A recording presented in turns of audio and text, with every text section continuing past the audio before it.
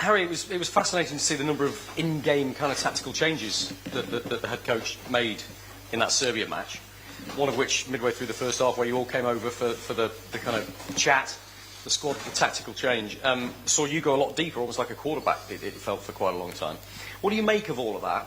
And it feels very new. How crucial could that be for England when we actually get to the tournament? Yeah, I think it's really important, taking moments when, whether in the World Cup it's a drinks break or someone goes down injured, to come over and try and get some more tactical information. Obviously, at that stage, the boss had kind of seen something more without the ball, the pressure. Serbia were kind of dropping the midfielder deep, and we were struggling to get man-for-man pressure on it, so we kind of altered the shape so that we could go man-for-man, and it definitely helped. It made them go longer more, and we recovered more balls. So, and then obviously for me, it was just about helping us get out of the initial build-up, kind of overloading when we were playing out, overloading their midfield by me dropping deep, and it worked really well. So, yeah, but I think those moments, especially in tournaments, are really important, because each team is going to have a different preparation, and we could have 3-4 days looking at them in one system, and they turn up in a different system, and you've got to be able to kind of adapt to that mid-game. So that's also down to players like me and some of the other leaders in the team to help make that happen and communicate that on the pitch. But ultimately, I think we're just trying to be as prepared as we can for any opposition that we come up against in the summer. You've worked with Thomas, obviously, before, unlike many of the players. So a year in then, what has he brought to the role? What's been his point of difference? And has he done better than maybe you even expected? Yeah, I think he's done a really good job, to be honest. I think coming into being England manager is never easy, coming off the back of Gareth, who has been one of our most successful managers ever. So yeah, I think he's tried to stamp his own feel into training, into the meetings. It comes with a lot of enthusiasm. I think tactically we're really precise going into every game, knowing what the opposition are going to do, and if, like the other night, if they do change bits here and there, we have like a second option that we know we can go to, and he's kind of been building a lot of those kind of different ideas, I guess, leading up to next summer. And I'm sure from now until then there will still be a couple more that he'd like to add, whether we play against a 4 or play against a 5. So I think tactically he's been fantastic, and then also I think he just brings a personality, he brings an aura that represents an England manager. And I think going into a major tournament, that's important as well, when maybe other teams look across and see him standing there. I think they know that he's one of the best managers in the world, and that brings weight to it as well. Harry, good to see you. Thank you. You're in extraordinary form right now. Are you the best player you've ever been right now? I'd say, yeah, definitely. Yeah, I'd say probably, yeah. Obviously, I've had good moments throughout my whole career, but I think just on a whole, physically, mentally, obviously the goals, the way I'm involved in the game, probably more than what I have been in other years. Yeah, it's all kind of come together nicely, and yeah, playing obviously for England, I always feel like I'm playing for one of the best teams. I'm going to get chances, and also with Bayern, I feel we're in a really good moment, which helps me and helps me get chances. And yeah, so far this season it's been really good. I don't know if at the team you play at Bayern Munich, you've been teased a little bit, joked about with one of your players. But which opponent do you see as the most important one for the World Cup? Say that again, from the teams, which team do you see as the most important opponent for the World Cup? Yeah, for the World Cup. Which one of your Bayern teammates? Okay.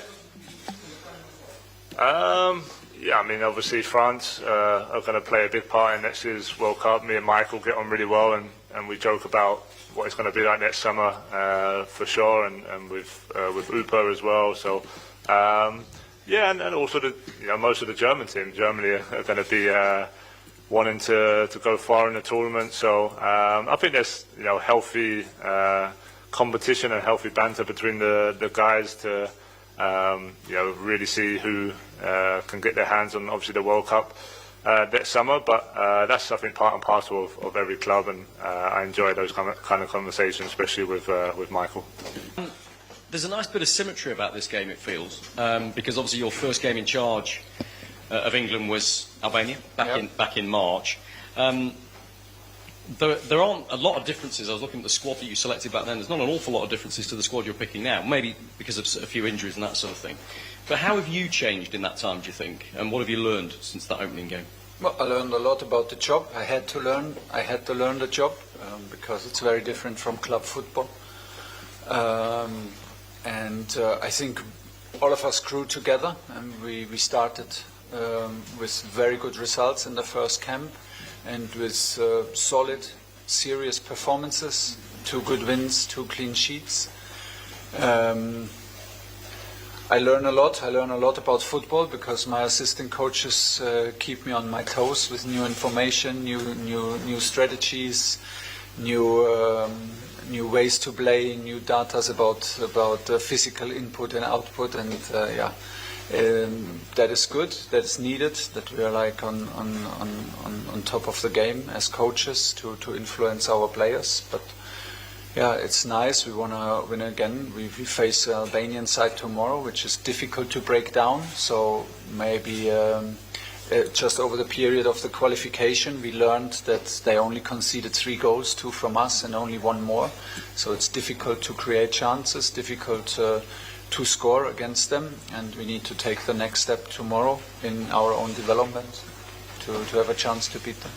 We've just spoken to the captain, who of course is the only out-and-out striker you've got in the squad right now. You can see you looking at me as though you've got... If you say so. Yeah, okay, I'll come on to that. I mean, look, but now that you're trying Phil Foden as a false 9, and you said there's other players you'd like to try in that position, is it possible that you might only take 1 striker to the World Cup? I don't think so. No, I don't think so. It is possible, but I don't think that this will happen. Still a long way to go. Go on, explain to us what you're thinking is. No, we will go with a very balanced squad. I guess I have never picked a World Cup squad. I have never picked a squad for a tournament. So this is something for in between March and May. But the general idea, I would say, is to pick a balanced squad with all kinds of characters, different characters, and different qualities. But I cannot rule it out that we go only with 1 striker, but it's very likely that we have more classic number 9s than just 1. Hi, Thomas. Hi. I think you touched on it there, but what's the messaging been to the players ahead of this game? You can create a bit of history if you go through the whole campaign, winning every game without conceding. Is the message as simple as that? No, didn't speak a single word about that. We made sure that we had yesterday the training session that we had, the quality, the mentality of the guys who didn't play was just on the highest level, which was pure pleasure to watch and to be part of that training session. That just showed me again that we're building and we're going in the right way. So everyone is ready to play, everyone is desperate to start. The competition is still on, the hunger is on to be on the pitch tomorrow. That is the most important. Then today we prepared Albania, and we prepared our offensive solutions. Spoke about the defensive structure of Albania, like always, and had a tactical training session. So everything we talk about is about the process and about the things that we can influence. We need to get the foundation right to have a chance to have these records.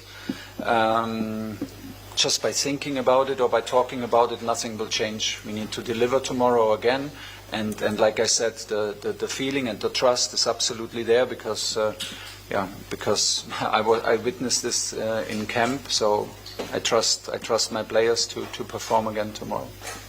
During the Euro 2024, we saw that the partner of Declan Rice changed throughout the games. We've seen 3, let's say, partners during the Euros, and now looks like in Anderson you have found his right partner.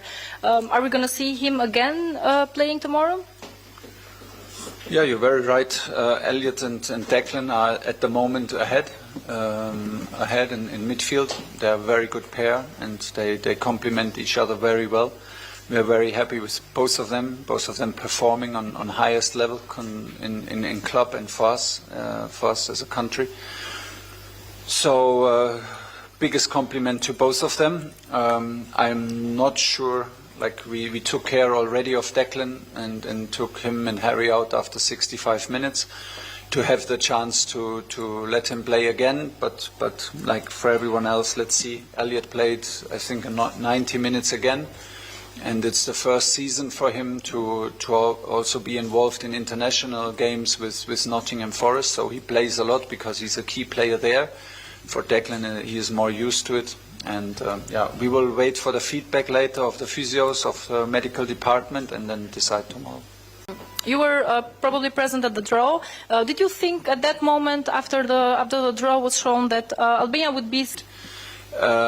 Now we see that Albania, well deserved, got the second place. Like I said, they only conceded 3 goals. It's very, very difficult to create chances and convert chances against your team.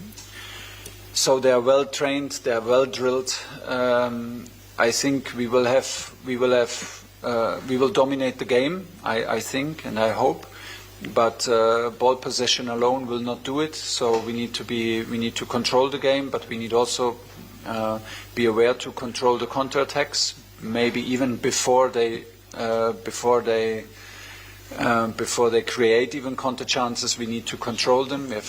We need to have a good counter pressing and be aware of that. And like I said, just ball possession is not enough. We need to then try to transform ball possession into chances. And if we have chances, we are normally clinical enough. We have enough quality to score. But we expect a difficult match.